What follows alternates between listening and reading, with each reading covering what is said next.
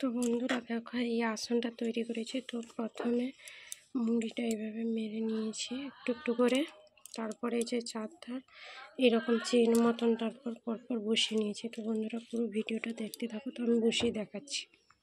তো বন্ধুরা দেখো কেমন হয়েছে, প্লিজ তোমরা সবাই কমেন্ট করে বলো। তো এইরকম আবার পরপর বসিয়ে দেবো।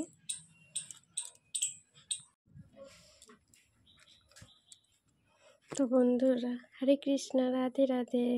তো বন্ধুরা আমি একটা আসন তৈরি করেছি তো ভগবানের জন্যে। তো কেমন হয়েছে জানি না, প্লিজ তোমরা সবাই কমেন্ট করে বলো। কিন্তু আরও কেটে রেখেছি, আরও একটা আসন তৈরি করবো।